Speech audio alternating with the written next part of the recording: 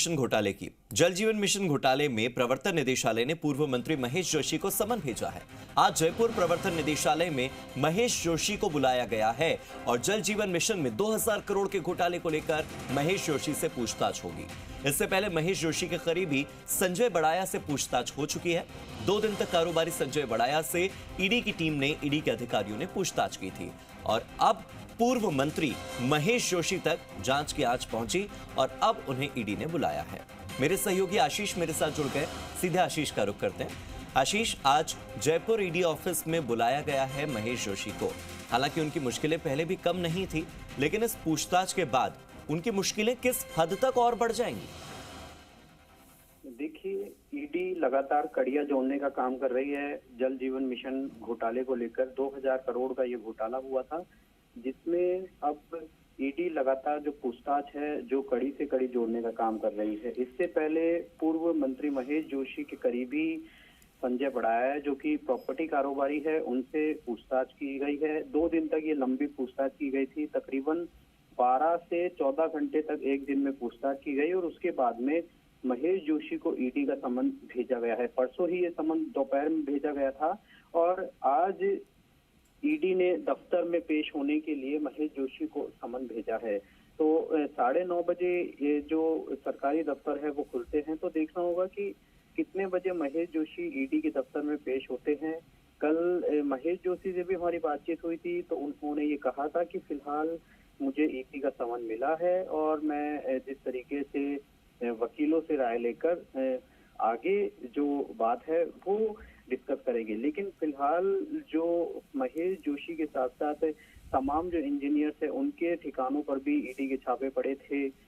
जो 3 chief engineer हैं, दिनेश गोयल और आरसी मीणा और जिस तरीके से केडी गुप्ता, ये तीनों चीफ इंजीनियर्स के ठिकानों पर भी ईडी के छापे पड़े थे। और इसके साथ साथ जो पूर्व आरएएस अधिकारी है अमिताभ कौशिक और जो प्रॉपर्टी व्यवसायी है, बहुत से प्रॉपर्टी व्यवसायी है, उनके ठिकानों पर भी छापे पड़े थे, जिसमें कल्याण सिंह गविया है।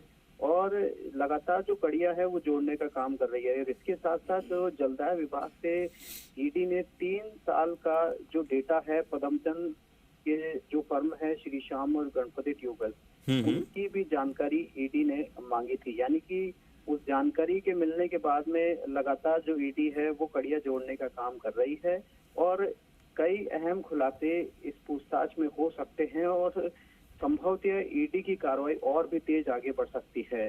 देखिए, जिस तरीके से जो इस ईडी की कार्रवाई पर लगातार राजस्थान में सियासत भी तेज हो रही है, कांग्रेस बीजेपी एक दूसरे पर लगातार आरोप प्रत्यारोप का दौर है, वो भी लगातार देखने को मिल रहा है। लेकिन इसी बीच महेश जोशी से आज ईडी पूछताछ करेगी, तो क्या महेश जोशी ईडी के दफ्तर में पेश होंगे या फिर जो वकीलों से वो राय करेंगे, मशवरा करेंगे और उसके बाद में वो ईडी को जवाब देंगे। लेकिन फिलहाल आज समन के लिए जो पूछताछ के लिए है उसे उन्हें बुलाया गया है। अब देखना होगा कि आगे किस तरह से पूछताछ में अहम खुलासे हो पाते हैं। जी, हालांकि बार बार कांग्रेस की ओर से आरोप लगते हैं कि जितनी भी जांच एजेंसियां हैं उनका दुरुपयोग किया जा रहा है, खासतौर पर सीबीआई और ईडी, इन जांच एजेंसियों का नाम लिया जाता है।